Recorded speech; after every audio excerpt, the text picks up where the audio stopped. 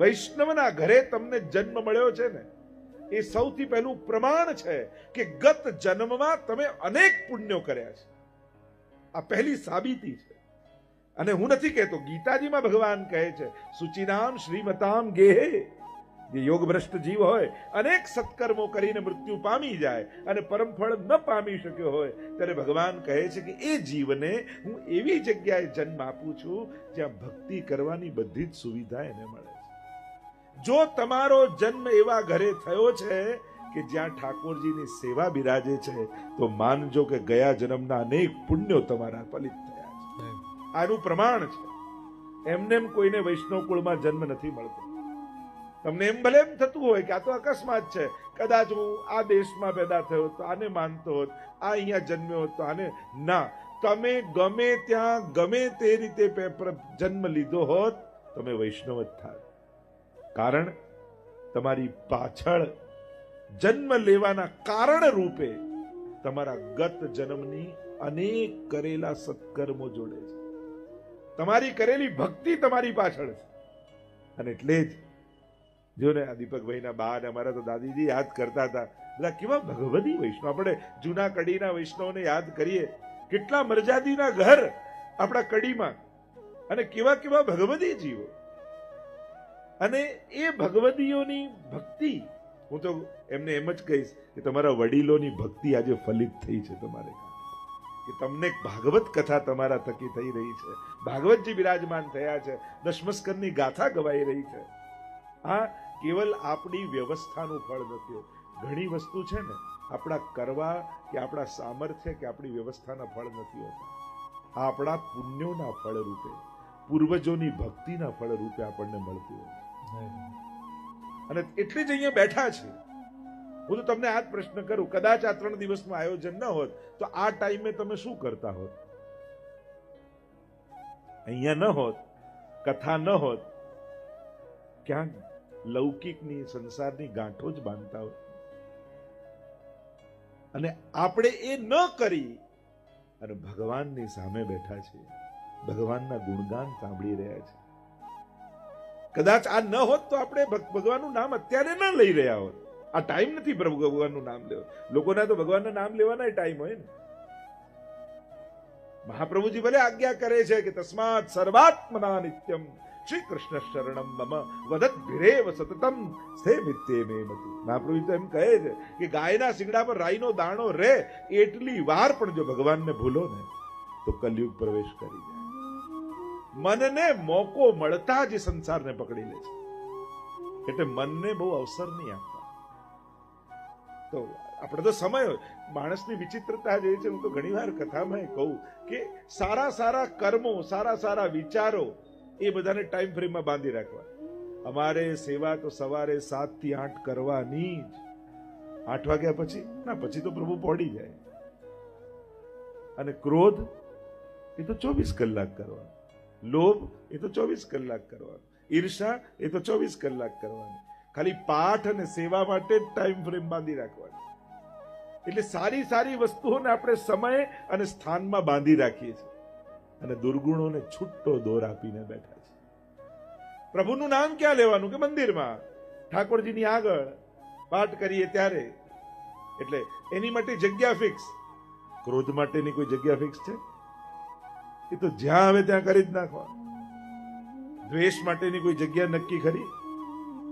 વિચાર કરો, પાપને કેટલા અવસરો આપણે આપીએ, કેટલા મોકા અને ચાન્સ આપીએ કે આપણા જીવનનું પતન થાય એના માટે કેટલી સુવિધાઓ આપણે આપી રાખેલી છે. અને આપણું ઉત્થાન થાય એને માટે કેટલી સીમિતતા આપણે કરી રાખી છે. ચિંતન તો કરો, વિચાર તો કરો. કલ્યાણ થાય એની જગ્યા કઈ? તો ખાલી એક મંદિર, ઘરમાં ઠાકોરજી બિરાજતા હોય. હું પુણ્ય મને મન સત્કર્મનો, જો અત્યારના સમયમાં સારું કરવું સહેલું છે પણ સારું વિચારવું બહુ અઘરું છે.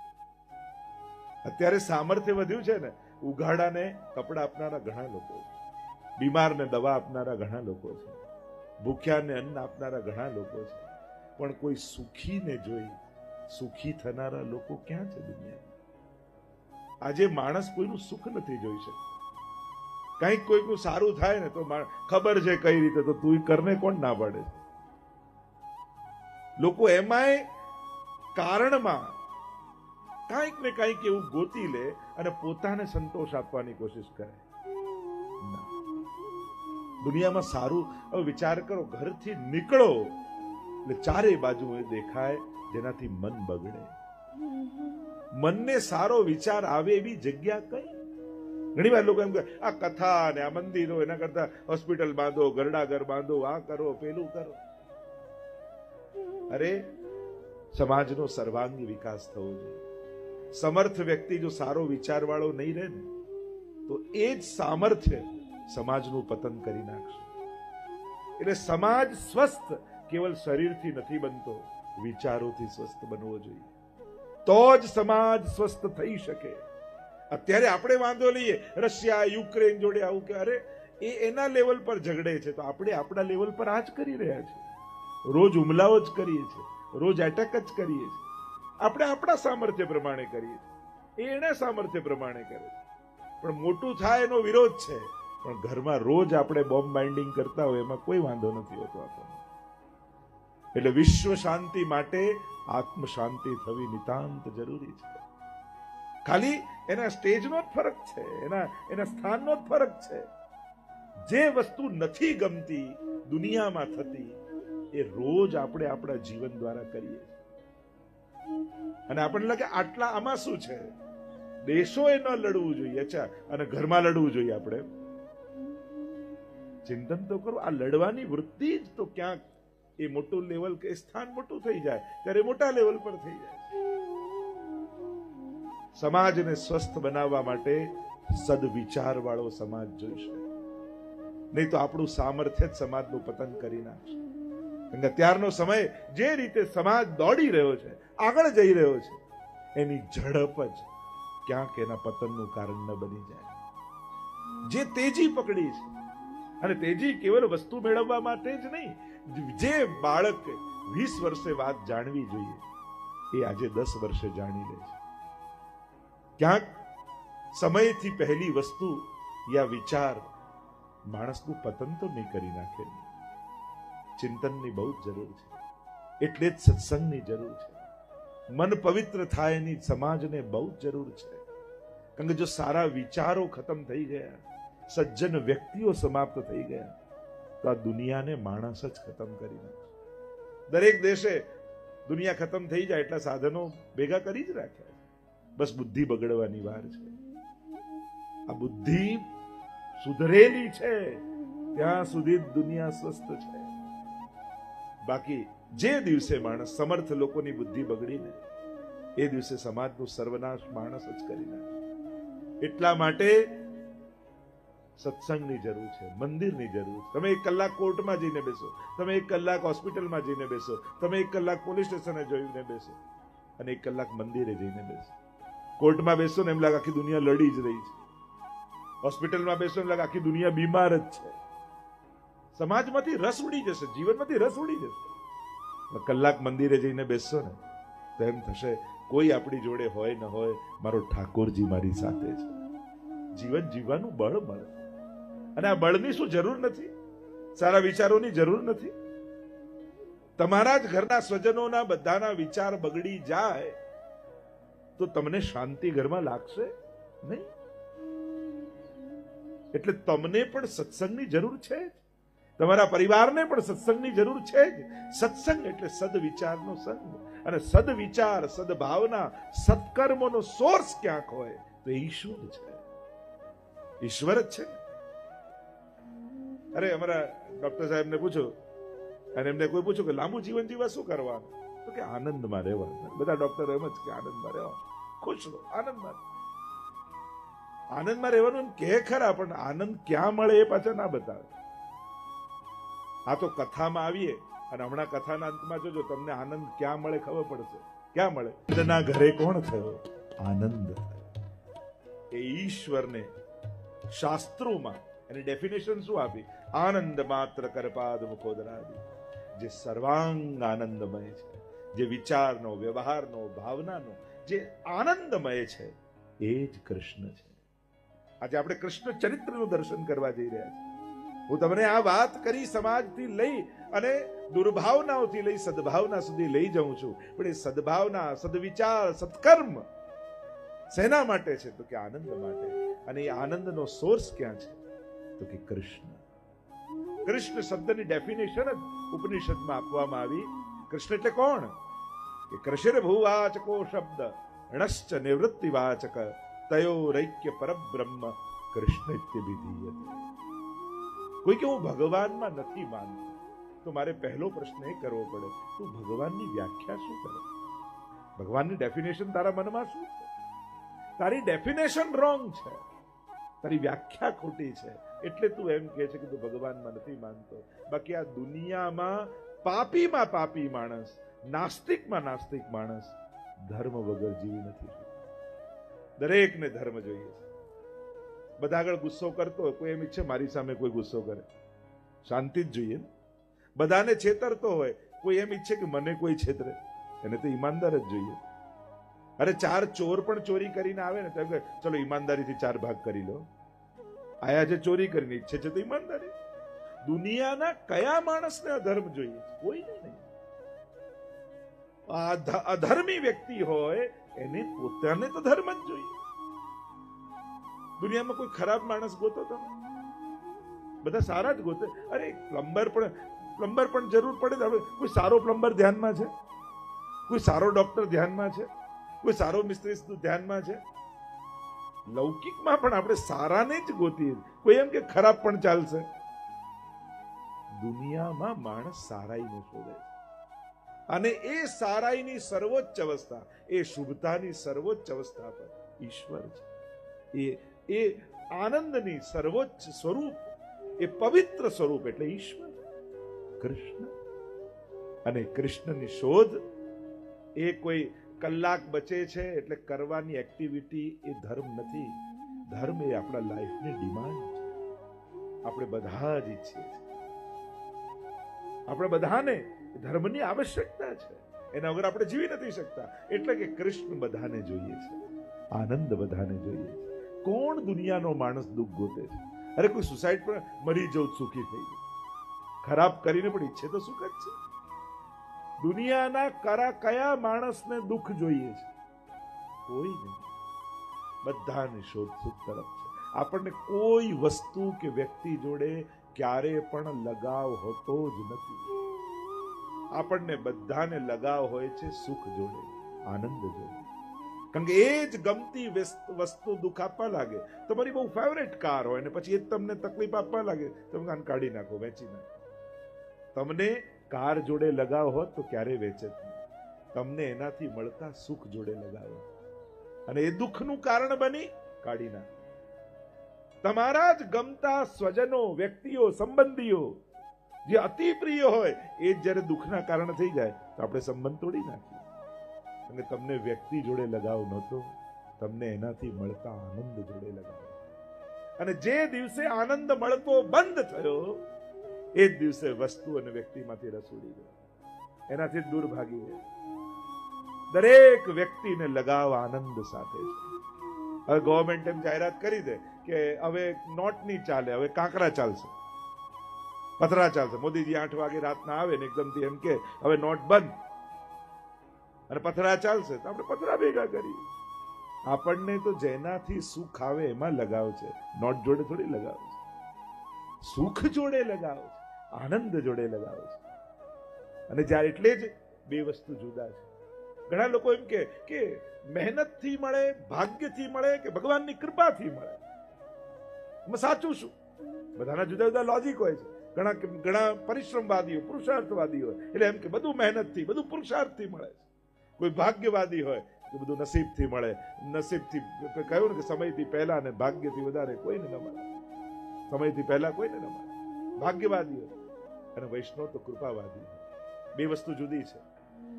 બુદ્ધિ અને મહેનતથી કાર લાવી શકો, પણ કારથી સુખ તો ઈશ્વર કૃપાથી જ મળે.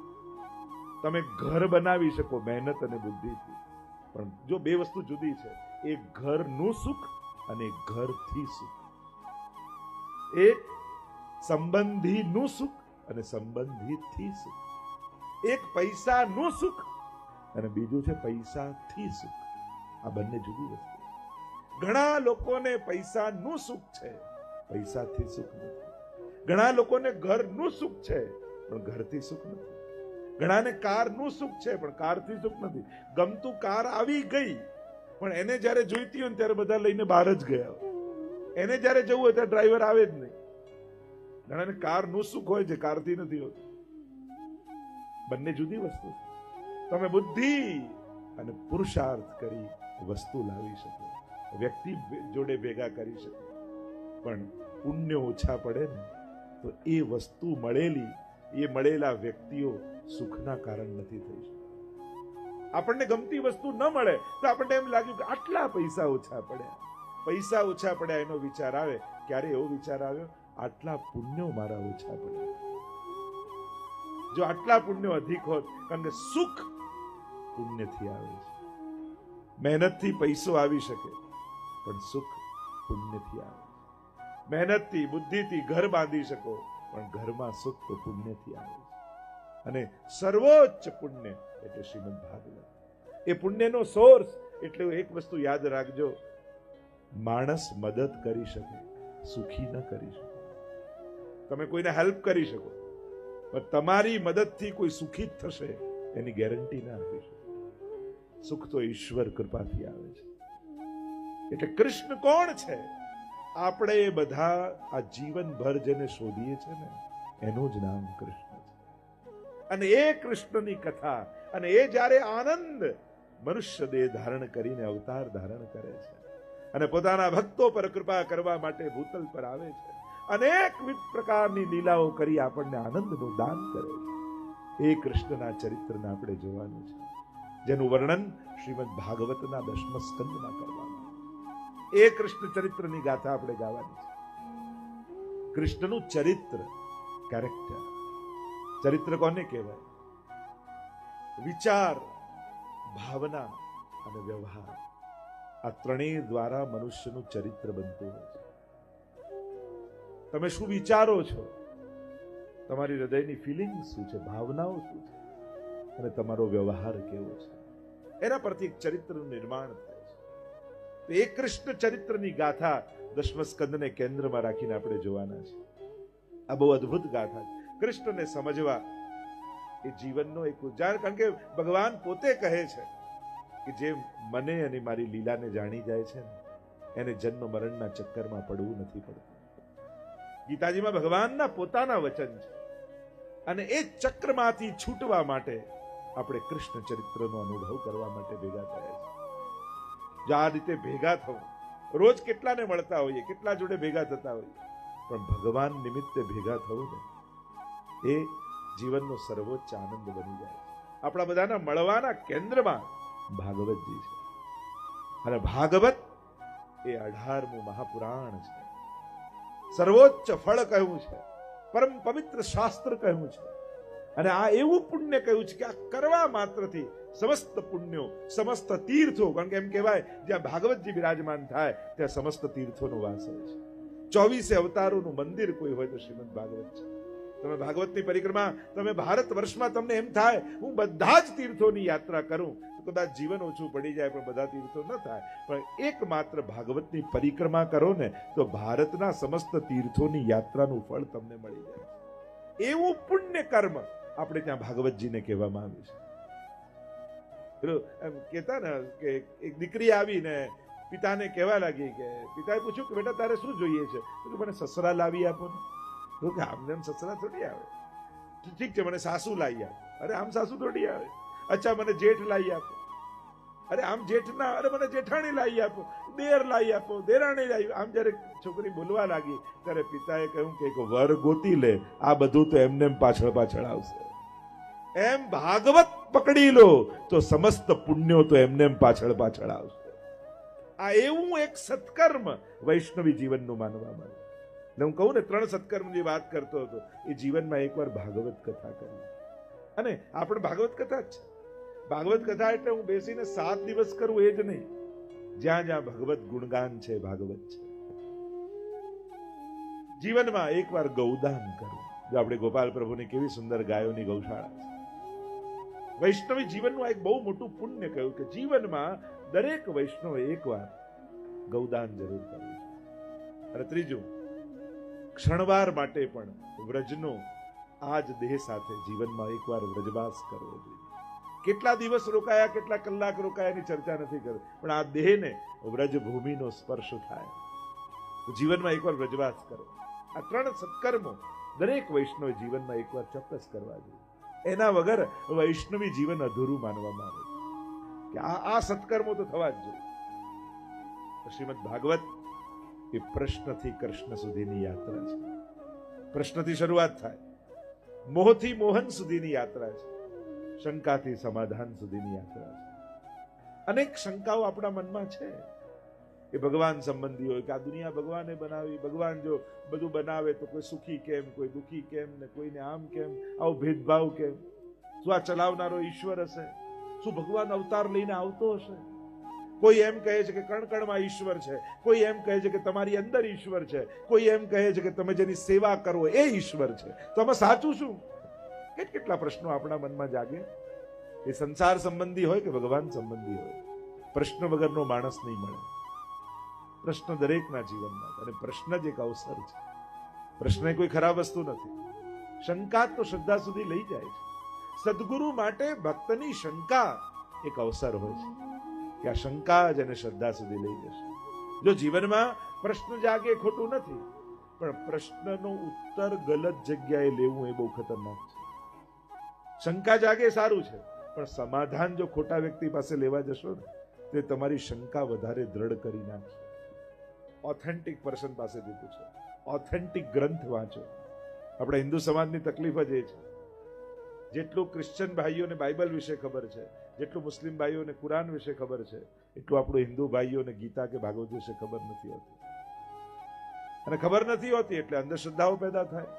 કારણ કે આપણા ધર્મનું જ્ઞાન ક્યાંથી આવે? કોઈ પાડોશીને પૂછીએ, કોઈ ઇન્ટરનેટમાં એક પેજ વાંચીએ, કોઈ મેગેઝિનનો, કોઈ છાપાનો લેખ વાંચીએ, અને આ રીતે જે ખીચડી ભેગી થાય છે અને પછી જે કન્ફ્યુઝન પેદા થાય આપણને, આ તો બહુ અઘરું નથી. તારી જાણવાની પદ્ધતિ ખોટી, તે તારી શંકા ગલત જગ્યાએ પૂછી. હવે વિચાર કરો, અર્જુનને મોહ જાગ્યો અને એને કૃષ્ણને પૂછવાની જગ્યાએ ધૃતરાષ્ટ્રને પૂછ્યું હોત તો યુદ્ધ લડું કે નહીં, કેવી ગીતા મળે? એ તો કૃષ્ણ બાજુમાં હતા તો સમાધાન મળ્યું. જે ધૃતરાષ્ટ્રને પૂછ્યું હોત કે આવું લડાતું હશે ભાઈઓ જોડે, ચાલ ઘરે બેઠા બેઠા માળા ફેરવીએ, યુદ્ધ લડાય? એ લડવા દત? એ જીતવા દત? ના. અને કદાચ અર્જુન ન લડ્યો હોત તો એને શાંતિ મળે? ક્યારેય નહીં. એ તો ક્ષત્રિય છે, સિપાહી છે. લડવું એના સ્વભાવમાં છે, જીતવું એની પ્રકૃતિમાં છે, ભાગવું એની પ્રકૃતિ નથી. અને પ્રકૃતિથી વિરુદ્ધ કામ કરવા જાવ તો શાંતિ ન મળે. ઘણી વાર ઘણા બહુ જ એક્ટિવ હોય અને બધાને જોઈને એના મિત્ર રિટાયર્ડ થાય ને કે લાવ હું રિટાયર્ડ થઈ જાઉં, અને પછી જે ટેન્શન થાય એને, દરેક લોકોને ફ્રી થઈને શાંતિ થોડી મળે છે. એ તો નેચર એવો હોવો જોઈએ. ઓફિસેથી કામ છોડે તો ઘરમાં કટકટ ચાલુ થાય, અહીંયા ચોખ્ખું નથી, નામ કપડા પડ્યા છે, પેલું પડ્યું, પેલા બહેન કે તમે ઓફિસે જાઓ તો શાંતિ. એને તો કામ જ એની પ્રકૃતિ, એના નેચરમાં છે, એને કામમાં જ શાંતિ મળે છે. એટલે કોઈ એમ કે કામ છોડવાથી શાંતિ મળે, એમાં હું નથી માનતો. તમારી પ્રકૃતિમાં છે નિવૃત્ત થવું, અને જો નથી તો પ્રવૃત્તિમાં જ તમને શાંતિ મળશે. એવા કામ કરો કે સમાજ કલ્યાણના હોય, લોકોના હિતના હોય, પ્રભુની ભક્તિના હોય, જે સમાજમાં પુણ્ય અને સત્કર્મ ને સદવિચારોને વહાવે, એવા કાર્યમાં જોડાઈ જાય. શાંતિ દરેક માટે જુદી છે. ઘણી વાર ફોરેન જઈએ ને એટલે અમેરિકા 6 મહિના થઈ ગયા હોય બાને, અને અમે મળીએ એટલે વિચારે એવા હરખાઈ જાય, આંખમાં ચમક આવી જાય. પૂછીએ કેમ બા શાંતિ છે ને? જે અહીંયા તો ભયંકર શાંતિ, કોઈ દેખાતું જ નથી. એટલે શાંતિ એ ભયંકર હોય. અને અહીંયા તો બધાના અમેરિકા બધા રહે છે રિલેટિવ, એટલે તમને ખબર હશે 2-3 મહિના પછી શું થાય છે. આપણે કે આ તો સ્મશાન શાંતિ છે, આપણે કહીએ આ તો યુદ્ધ પહેલાની શાંતિ છે. શાંતિ કેટલા પ્રકારની હોય? આપણને કેવી શાંતિ જોઈએ? જેમાં કૃષ્ણ મળે એવી શાંતિ જોઈએ. જે ગીતાજીમાં ભગવાન કહે છે ને, તમેવ શરણમ ગચ્છ સર્વભાવેન ભારત તત્પ્રસાદાત પરામ શાંતિ. એવી શાંતિ જોઈએ જેમાં પરમ આનંદનો અનુભવ હોય. જેમ ઘણીવાર તમે હવેલીમાં નંદ મહોત્સવના દિવસે ગયા હો અને નંદ મહોત્સવમાં જે નાચો કૂદો આનંદ કરો અને ઘરે આવીને થાકીને બેસો અને એ આનંદમાંથી જે શાંતિ પેદા થઈ હોય, યા ક્યારેક કોઈ સત્કર્મમાં જોડાયા હો, કોઈ સમાજ સેવાનું કાર્ય હોય ને એમાં તમે જોડાયા હો, લોકોને ભોજન પીરસતા હો, વાંટતા હો, મદદ કરતા, થાકમાં પણ જે શાંતિ લાગે, જે આનંદ લાગે સત્કર્મ કરીને, એવી શાંતિ આપણને જોઈએ. તો શાંતિ એ એકાંતમાં મળે એ નથી, જે કાર્યની તૃપ્તિમાં મળે એ શાંતિ છે. આપણે ઘણીવાર એકાંતને શાંતિ માની લઈએ. હિલ સ્ટેશન પર અહીંયા જેમ કેવી શાંતિ, શાંતિ નથી, એકાંત છે. હમણાં અઠવાડિયામાં તકલીફ પેદા થઈ જશે. આ તો પ્લેસ ચેન્જ થયું, જગ્યા બદલાઈ એટલે આપણે શાંતિ જેવું લાગ્યું. શાંતિ જગ્યામાં નથી હોતી, શાંતિ સ્વભાવમાં હોય, પ્રકૃતિમાં હોય છે. અને જે પોતાના સ્વભાવમાં રહેલી શાંતિનો અનુભવ કરે ને એને સંસાર ક્યારેય વિચલિત નથી કરી શકતો. અને જે સુવિધાઓ ગોતીને શાંતિ ગોતવાની કોશિશ કરે એની શાંતિ બહુ ટકતી નથી હોતી. જીવનમાં સુખ વ્યવસ્થાઓથી ન ગોતો, સ્વભાવથી ગોતો, સમજણથી ગોતો. અને જેણે સમજણથી સુખી થતા શીખી લીધું છે ને એને સંસારની વિપરીતતા વિચલિત નથી કરી શકતી. અને જેણે સંસારને, વસ્તુઓને, વ્યક્તિઓને અનુકૂળ કરીને સુખી થવાની કોશિશ કરી એ કોઈના સુખ ટક્યા નથી. સંસાર તો ચલિત છે, આજે જેવો છે કાલે. હવે તમે અત્યારે જે કલાક બેઠા ને જે વિચારવાળા રહ્યા, 2 કલાક પછી આવા જ રહેશો એની ગેરંટી તમને ખરી? અહીંયાથી બહાર નીકળ્યા પછી અહીંયા છીએ એવા જ વિચારવાળા આપણે રહીશું. ક્યાંક દર્શન કરતા કોઈ ધક્કો માર્યો તોય પીતો જતો રહે માણસ. આ તો બહાર નીકળતા જ કેવા છું કોને ખબર. કાંઈ ભરોસો આપણને આપણી જાત પર પણ ખરો. સમજણ. એક કન્યા પરણીને આવી એટલે પત્નીએ કહ્યું એના પતિને કે તમે મને સુખી કરશો? પતિએ કહ્યું જો તું કહીશ એવી કાર લાવી આપીશ, તું કહીશ એવું ઘર બાંધી આપીશ, તું કહીશ એવા દાગીના લાવી આપીશ, પણ સુખી થતા જો તું ન શીખી તો તારા સિવાય તને બીજું કોઈ સુખી કરે એમ નથી. આ તો તારે જ શીખવું પડશે સુખી થતા. જે મળ્યું છે એમાં કઈ રીતે સુખી થઈને જીવવું એ સમજણ સત્સંગ આપણને આપે છે. કૃષ્ણની ભક્તિ આપણને આપે છે, પ્રભુના દિવ્ય ચરિત્રો આપણને આપે છે. તો આ કૃષ્ણ ચરિત્રની ગાથા જીવનનો એક એવો મહામંત્ર આપણને આપશે કે જ્યારે કૃષ્ણ તમારો થઈ જશે, કૃષ્ણ મારો છે, હું કૃષ્ણનો છું, આ મહામંત્ર જ્યારે જીવનનો મંત્ર બની જશે ત્યારે કોઈ પણ સંજોગો, કોઈ પણ પરિસ્થિતિ તમને દુઃખી નહીં કરી શકે. શ્રી પ્રભુને પ્યારા શ્રી યમુનાજીના લાડીલા એવા રસિક સત્સંગી વૈષ્ણવોને જે શ્રીના આ વચનામૃત ગમ્યા હોય તો આ વિડીયોને લાઈક કરજો, શેર કરજો અને કમેન્ટ બોક્સમાં જય શ્રી કૃષ્ણ જરૂર લખજો. અને અમારી ચેનલ શ્રી વલ્લભને સબસ્ક્રાઇબ કરવાનું ભૂલશો નહીં. સર્વે વહાલા વૈષ્ણવોને ભાવથી જય શ્રી કૃષ્ણ.